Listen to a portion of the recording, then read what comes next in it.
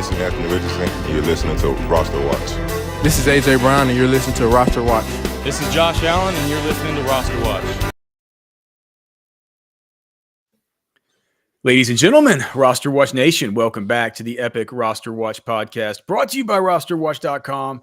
My name is Alex Dunlap here with Cody Carpentier, and this podcast, of course, is brought to you by Underdog Fantasy. Make sure to go over to Underdog Fantasy. Use promo code ROSTER at sign up for a 50% deposit bonus up to $1,000 and just a bunch of really great promos and boosts that are happening right now in the Pick'em lobby. You guys know that we have the Underdog cheat sheet and the player prop cheat sheet available to our pro members at rosterwatch.com. That is up now with the picks from this week from Cody and myself. Trash Man has not gotten his in yet per our usual arrangement, but those should be up at some point during the day today. Our picks on Underdog for the Pick'em contest have hit a 61% clip over the course of this season. So really, really crushing as far as the Pick'em streets. We'd like you guys to take advantage of that and get a pro membership at rosterwatch.com. And, we got the fantasy season winding down and a bunch of you guys are in the playoffs. We're happy to see it, but we're going to keep on doing the Pick'em content throughout the playoffs and everything. So it's a great way to stay in the action. The picks have been good. These last 2 weeks have been just above, profitable. But I think we're due for a big week, and we've been profitable. So 61% on the season. Go check that out over at rosterwatch.com. And remember, sign up at Underdog Fantasy. Use promo code ROSTER. Get that bonus and get in the action. All right, Cody. What do you think, man? Got a big Week 16 slate here. Fantasy semifinals. Got all kinds of best ball stuff still up in the air. Best ball stuff, I think, but the best ball conversation is going to be interesting as I guess the year turns to 2025. But fantasy playoffs, Week 16. This, I think, the thing I'm most intrigued by. I think we're both intrigued by this. We kind of brought it up off air, I guess, in text earlier. Was this Mike Evans thing? How he's 86 yards per game away from hitting 1,000, which feels like the biggest layup of them all. Because I think we all kind of forgot. Like, I remember looking at statistics 2 weeks ago, and he was in like the 500-yard mark, and I was like, gosh, man, he's like just a nudge above where Godwin is, and Godwin hasn't played in 2 months. And then he goes nuclear last weekend, and it's like, all right, now we're cooking. Baker's going to feed him. Let's go. And so the prop market is looking to be pretty favorable as far as the weekly rankings over at rosterwatch.com. I feel bullish. Like it's a top 5 matchup on the RosterWatch matchup sheet. Like, is this the Mike Evans? Is he just going to go nuclear for us in the playoffs? Is this going to be I don't know how many championship, I don't know how many opportunities he's going to have to get you to the championship because he hasn't been that great this season, but this is a dynamic spot to be sitting in if you're a Mike Evans owner. I mean, it isn't like Evans has been bad. It's just if you look at from a pure, we haven't been getting Evans this year with just the pure volume standpoint from just the receptions. You look at all the other guys that are in his tier, and you're looking at dudes that are, Jamar Chase is catching between 7 and 8 balls every single game. You know what I mean? And you look at like the Pukas and the Justin Jeffersons and Devontae Adams, CeeDee Lamb, Amon-Ra, like all these guys, right? It's these are like six catch guys. Whereas you're looking at a per game basis, Mike Evans. What is he at in receptions? Oh, it's not quite as bad, 4.73, but still, I mean, it's a good bit. When you see them, like guys like Malik Neighbors sitting at 7.5 catches a game, it's just, it's taking a lot of efficiency for Mike Evans. And dude, I mean, this is his 11th year. He came in 2014. Yeah, 2014. So I guess it's 11. This is his 11th season, going for a straight 1,000-yard season. He's going to want to get it. And so the Mike Evans higher than 72.5 receiving yards. I'll just give away one of yours because that was the first one I was going to to Yeah, I saw you did it. I was tilted. I just think these guys, dude, coming back to Texas, Mike Evans coming back to Texas, Baker coming back to Texas. You got on the other side another Texas guy in CeeDee Lamb, who is likely to help sort of push the action in this thing. But Baker Mayfield has said, like, he says that Mike Evans doesn't really care and all this stuff, but Baker's like, I care, and Evans cares. You know what I mean? So it's a great matchup. I love Baker this week. I love Mike Evans this week. I think it's just, to me, it feels like a layup with the 72.5, especially on Underdog and on Prize Picks, where if there were to be an injury in the first half, you just get it rebooted anyway. It's one of my favorite plays for sure. Two players I want to talk about for this next conversation going to basically this week and next week, right? We need some players to help us win championships. Jalen McMillan, let's go to Washington Huskies College, obviously, who played with Michael Penix, but Jalen McMillan with Mike Evans as the teammate. The great matchup sits there for Mike Evans. The great matchup sits there for Baker Mayfield. Tampa Bay basically needs to win 2 games here on the way out to most likely clinch the NFC South unless Atlanta runs hot. McMillan scored 40 fantasy points the last 2 games. His routes have been over 80%, which has not been a new thing. This has been pretty consistent. I mean, the early part of the year, he was doing that, but he was finishing out to the top 60, out to the top 80 because obviously Godwin was playing. But now we've seen McMillan kind of hit this spot. Do you trust him? Do you trust him rest of the way? No, not at all. Not even like, because we know Mike Evans is going to get the number 1, right? Like we know that, but there really hasn't been anything else in Tampa. Like Sterling Shepard running 70% of routes. No, thank you. Raheem Jarrett, a couple routes. No, thank you. The running backs, of course, have been getting there almost every single week. Cade Otton's kind of fallen off since his week 8-9 hurrah. Like it feels like and he's been DNP. Did Cade Otton get a practice in today? That might change things a little bit for me. Let me look and see. I mean, Cade Otton hasn't done anything though, man. He literally hasn't been inside the top 10 since week 8-9. I just mean from a target. It does leave it. I mean, it is vacated targets. Okay, so you're saying you would elevate him even higher then potentially. Yeah, but he was DNP Wednesday and Thursday. We haven't gotten the report today, unless I missed it on Cade Otton about whether he got about his availability today. Of course, if he was 3 days DNP, we'd just say he's out. I seen an hour ago he's a game time decision, so okay, that's not going to help us much right now. But yeah, for sure. I think that one of the interesting. Just as far you say guys who look like look good for the rest of the season. I think that both Evans and McMillan, I guess, if we're gonna be talking about him in that way, they have Dallas this week and then they'll get Carolina next week. Carolina hasn't been super easy against opposing wide receivers, but it feels like that's a game. I mean, it's a much better team that's actually playing for something to stay to stay in the lead in the NFC South, who's playing a division game against an inferior opponent, and one now that if we just look at it over the time since Bryce Young's been back and he's been good, there has been enough offensive interplay to allow there to be back and forth stuff. It's like that's the thing about some of these games this weekend that bothers me a little bit whenever we're talking about the props or DFS or all the rest of it with these big numbers on, guys like Josh Allen. I wonder how much is New England going to push back? Is he gonna have to tuck and run for 50 something yards this week and like put his body at risk? Or, I mean, that's why I like James Cook this week. I think if you look at the games where Buffalo has this season since they've had Ray Davis and they've had Ty Johnson, and this has been the same all year long. If you look at the games that Buffalo has played where they've just dominated their opponent, like they're probably set to dominate New England here, you have in PPR scoring, James Cook's outputs in those games have been week 2 at Miami. 28.5. That was a game that they won 31-10. Week 3, Jacksonville, they won that game 47-10. He scored 18.7. The only bad game for him, wherever they were just a decisive winner, 34-10 at home versus Tennessee. He only had 9.2 points in that game.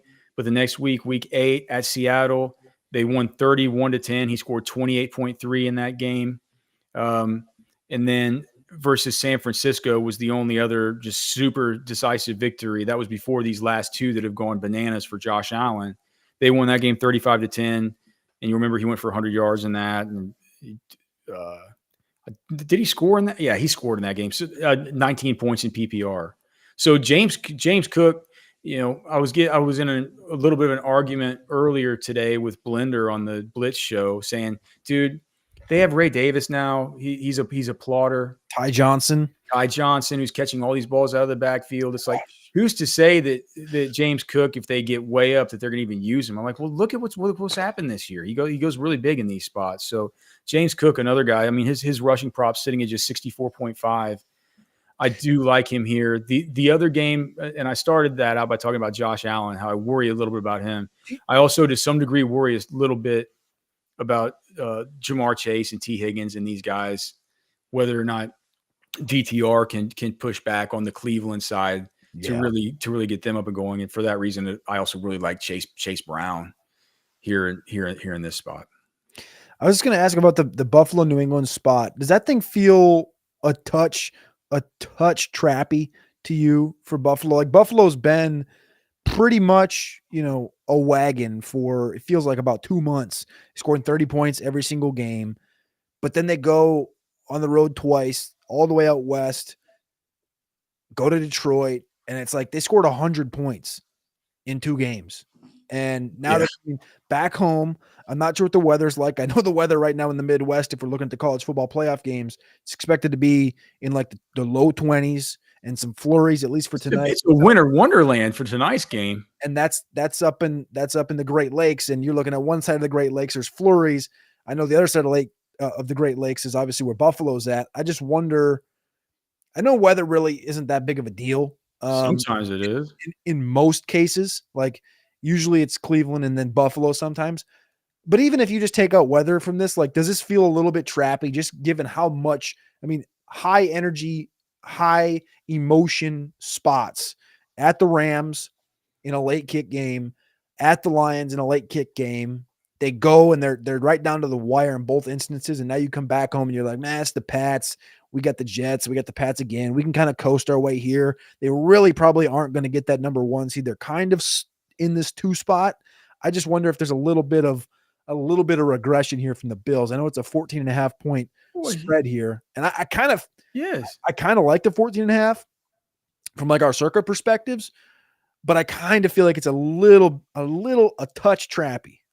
Dude, look, man, I'm not worried about the weather. As far as we know, that's going to be light winds, temperatures in the teens. Those teams are like, they're not like me. That's like, 55 degrees outside and I got to wear 3 layers, here in the Texas Hill Country. It's like, they'll be fine. I'm not worried about that. But dude, yes, I am. These last 2 games, it's been against Detroit, and it's been what was the other monster one? I can't believe it. At Rams. That was the one that came down to the damn goal line. Yeah, man. It's big turn. The Rams are this, like, here's the thing about the Rams team. It's like, that's a team that'll play up to opponents. McVay's a good coach. They're gonna have a good game plan. Like, they'll fight you back. They got good players, right? You look at the Patriots don't have good players. Well, they got a quarterback, and I just there's just nothing around him to really fight back. Like, just the Josh Allen level where he can carry it. That's the thing. It's like in an offensive environment where Josh Allen's just got to go Superman and stuff. And that's the other thing about it. It's like, it's really been Josh Allen going Superman. You look at all the ancillary pieces, and like in DFS, it's been impossible to find somebody to stack him with. It's How horrible has this Amari Cooper thing been? I mean, this is Khalil Shakir got over 20 points over that span. But other than that, I think it was just like Ty Johnson or somebody, and nobody would have played him. 20 points once this whole year for Khalil Shakir. Yeah. So look, it's a tough deal. I think it's going to be a James Cook kind of game, and I'm not sure about laying the 14 either. I sent you guys, or I didn't. I sent them to my other circuit entry kind of group, but I sent my picks in, and I think when I got to like number 7 or so, that's when I started messing around with these really high spread favorites this week. I forgot who's the other one that's also at 14.5. I was just gonna say, I think I sent both of those, both of the 14 pointers. The first one was obviously Buffalo. The second one was Saints. Saints were 14.5-point dogs on Monday night. Thanks to everybody being here in the chat. It looks like not many people on YouTube, but it looks like there are about 400 of you on X. So thanks for being here. You can find us on our YouTube channel, youtube.com/RosterWatch. A couple questions in here. Let's see. Jonathan Santiago, what's up, guys? Started lad, need to pick 2 between Terry, Jennings, Keenan, and Ridley. Man, I can't. Wide receiver 1 for the San Francisco 49ers, Juwan Jennings.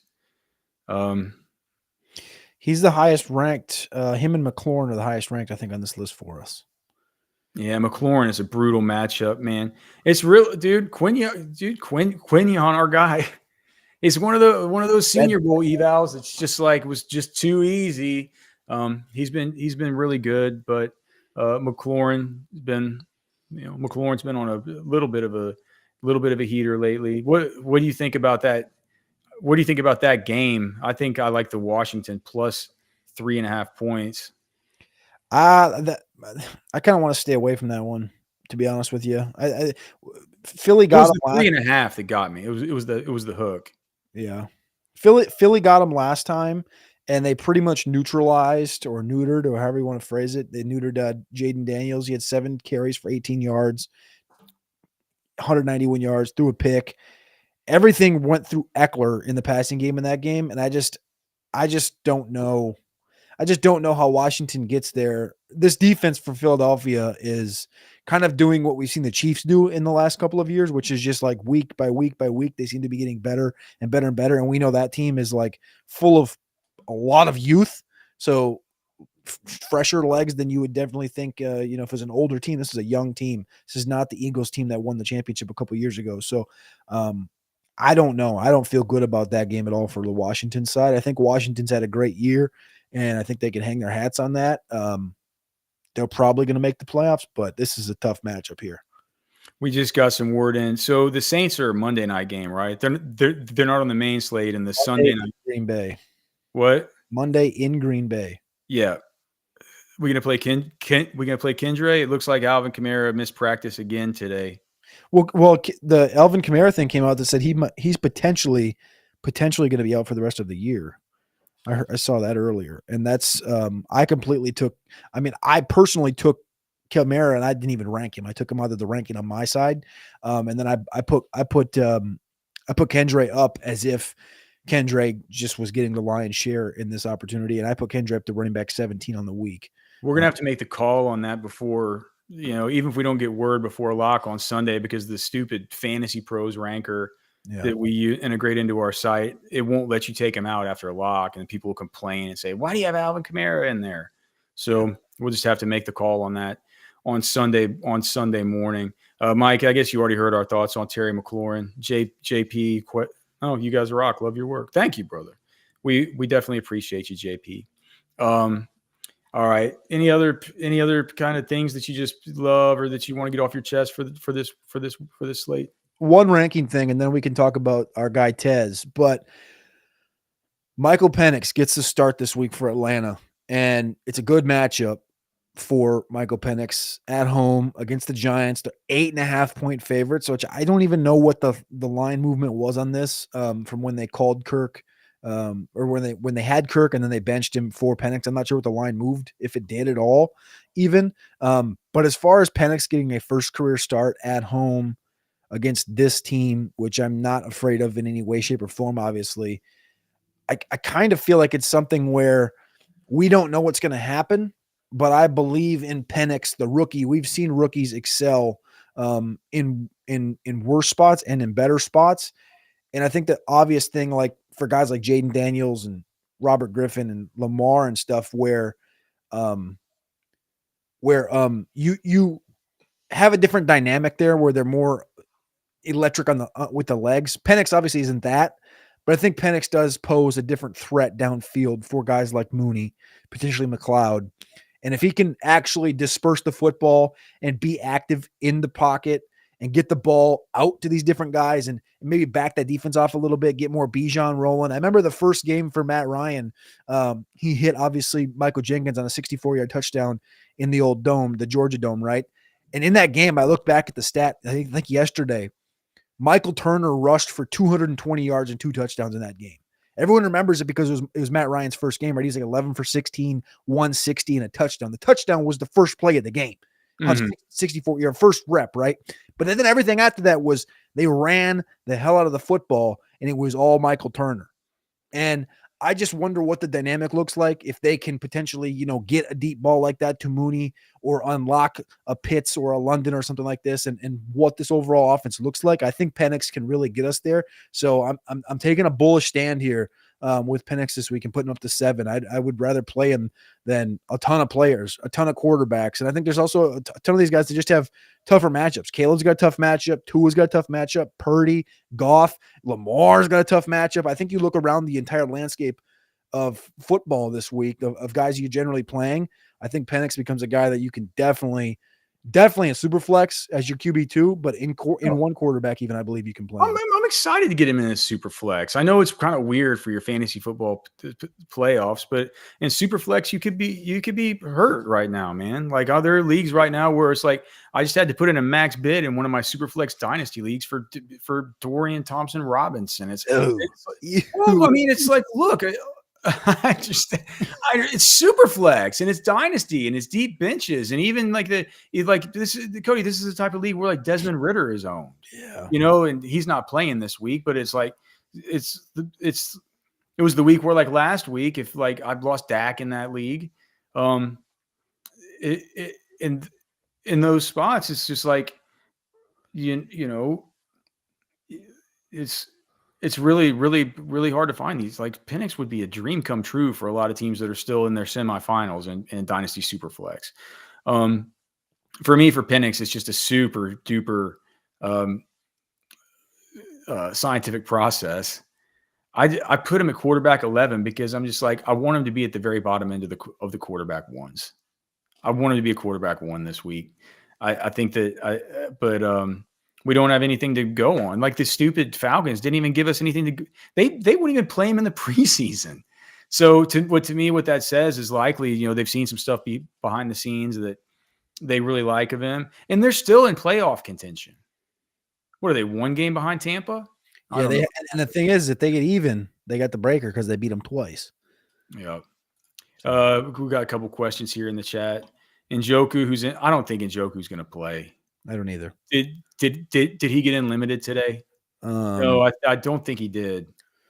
And I like Strange too. I got Strange as a top 12 guy. I think we all got Strange as a top 12 guy. He's saying Chig or likely. I would play Brenton Strange over either of them. So go to your waiver wire. Maybe it's something where nobody picked him up because it's the playoffs. It's like you don't have the whole. People aren't going on waivers right now and doing stuff.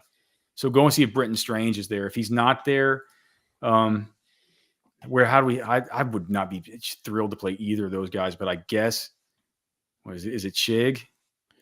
I mean, Noah Gray potentially. It's probably Chig. I mean, yeah, I think I would play Noah Gray over Chig. Yeah, so I would look at him. Maybe could you look and see? I think that's probably about it. The guys that might be available. Yeah. I mean, I think Juwan's probably going to be owned. Yeah. Most of the cats are going to be owned. Yeah. You want to keep an eye on the injury report there for Juwan Johnson, although I think that I saw that he was out. If Juwan's out, then Foster Moreau's yeah. Bang. Yeah. Let me see if that's been anything today. So New Orleans. So Juwan Johnson. No, we're not going to know.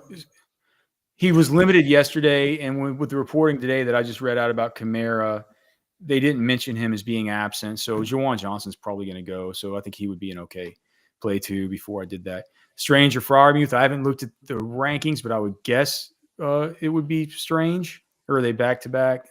We got them back to back. You have Freiermuth ahead of Strange. I have Freiermuth one spot ahead.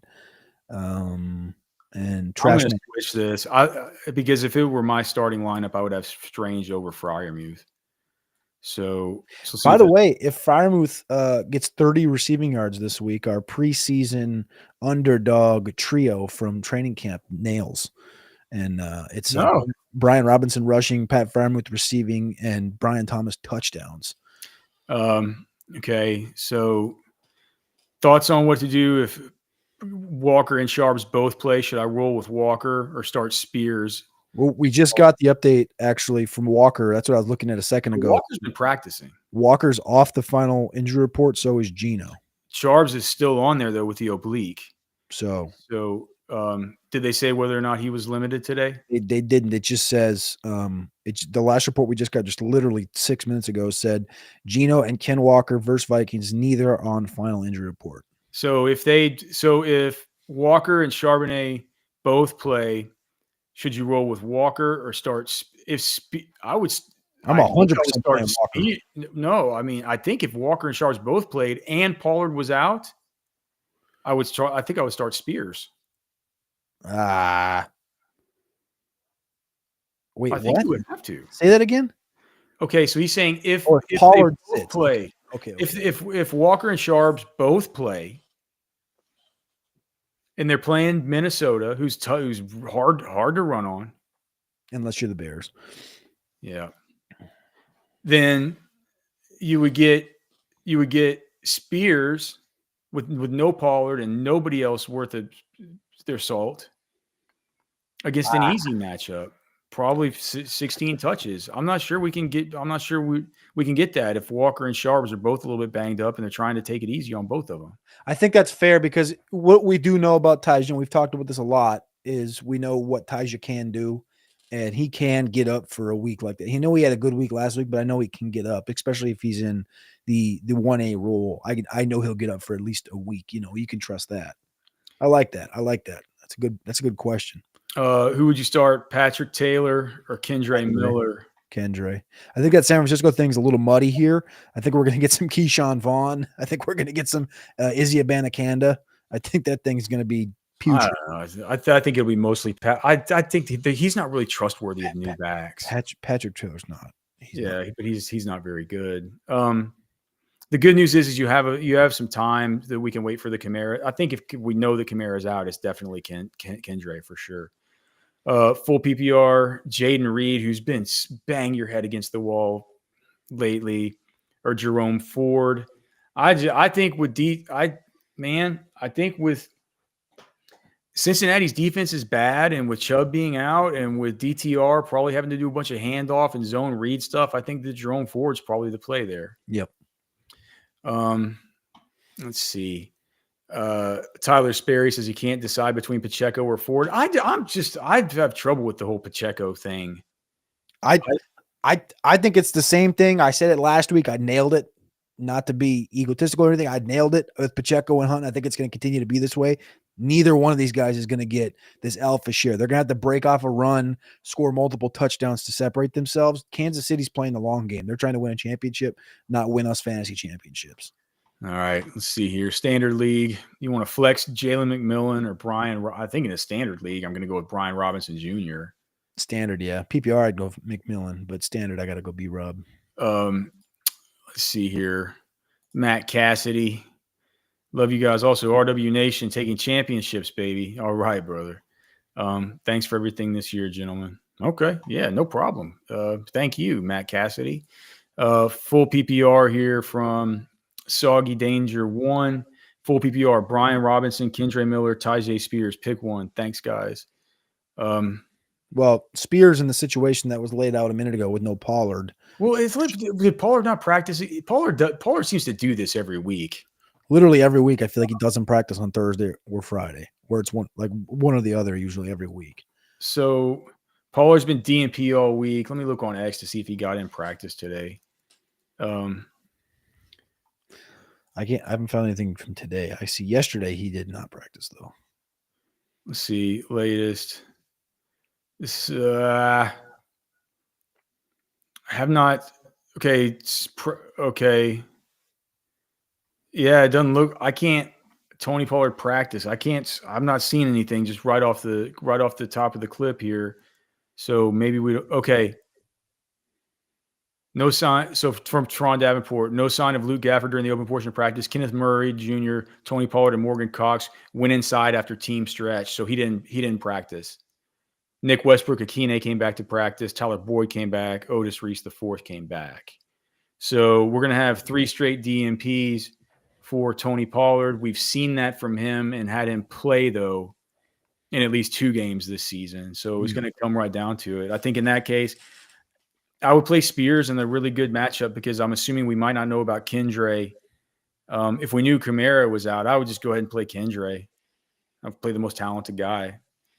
In the offense is completely void of all other options. All right, let's knock out Cody. We can do the Tez Johnson talk with our first pod next week. I'll do it. You know what I'm saying? John in Cedar Park, what's going on, brother? Is Penix going to lower London enough to go Kendre Miller instead? No. Hey, by the way, John, there's something behind this hand. 4-point passing touchdowns. Mahomes, Rodgers, or Rush. Oh God, you know what? I'm playing Patrick Mahomes versus Houston on tomorrow's slate over Aaron Rodgers or Rush. Although Rodgers, it's a good spot, but I'm not doing it. Falcons D or Colts D. Lean Falcons. Both are good plays. I think Falcons is the play, though. I think if it was Levis, I would like the Colts D better than I do versus Mason Rudolph. Let's see. Hey, fellas, sit one non-PPR. Hill, London, Neighbors. Man. Sit one. I want London attached to Penix. I think Neighbors is in a spot where he's going to have to get targeted, and Hill's in a brutal spot matchup wise, but he also just asked his coach to be unleashed. I don't know what that means or what that's going to happen. I think you got to start Neighbors and Tyreek Hill. And you're going to bench London? I think so. Just because of the uncertainty with Penix. It could go big, but I think it'll be fine.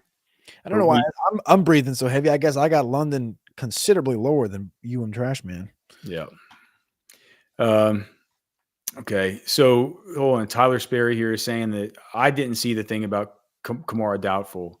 So if that's the case, the things that we've said about Kendre, just go ahead and move forward with those. Spears or Hall. If there's no Pollard, I think I might even go Spears. I don't know. Yep. Okay. There it is. All right, there we go. We got it. Answered all y'all's questions. Got you a little bit of rundown here. We're going to be back with the podcast. We've taken a little bit of a break because it's been the fantasy football playoffs and stuff, but we are heading out to the Senior Bowl at the end of next month. So we're starting out with the prospect side, the NFL draft side of the podcast. We'll also be doing fantasy stuff, pick 'em, everything as well. So thank you guys for being here today. And yeah, Cody, you got one player that's like, give me the one player this week. You can only choose one player that is, we're talking nuclear explosion. Who is it? Well, if we're talking one player, nuclear explosion, need him for fantasy football. He's in a situation where he must, and he will eat because he has to eat. It's Jackson Smith and Jigba against the Minnesota Vikings. Targets galore. This is Anthony Richardson. You're listening to RosterWatch. This is AJ Brown, and you're listening to Roster Watch. This is Josh Allen, and you're listening to Roster